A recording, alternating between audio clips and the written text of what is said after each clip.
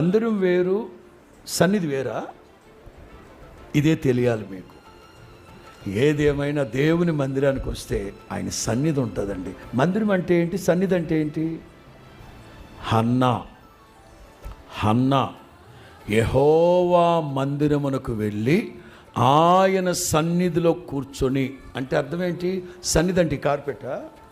సన్నిధి అంటే సాప? సన్నిధి అంటే ఆయన సన్నిధికి రండి.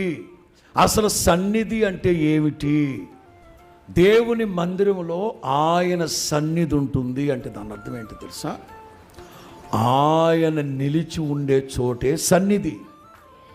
నా సన్నిధి నీకు తోడుగా.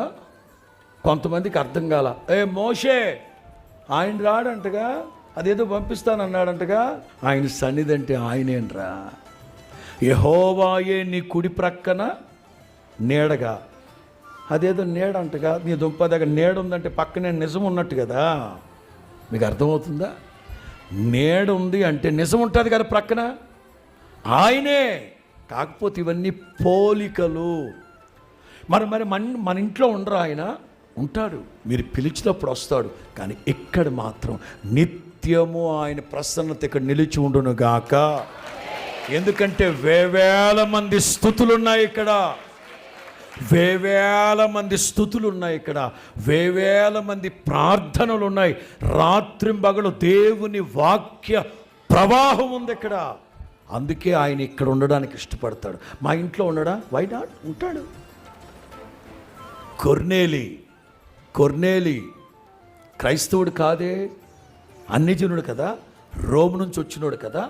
నేను మా ఇంట ప్రార్థన చేస్తూ ఉండగా కొర్నేలి అని దేవదూత నన్ను పిలుస్తాడు, మీ ఇంటికి వస్తారు. కానీ దేవుని సన్నిధి ఏముంది ఆయన సన్నిధిలో? ఏముంది ఆయన సన్నిధిలో? మనకు బాగా తెలుసు. నీ సన్నిధిని సంపూర్ణమైన సంతోషం. Very simple. దేవుని వాక్యమే ప్రామాణికం. క్రైస్తవులకు దేవుని వాక్యమే ప్రామాణికం, శాసనం. కీర్తనాకారుడు 16లో అంటాడు కదా, నీ సన్నిధిలో సంపూర్ణమైన సంతోషం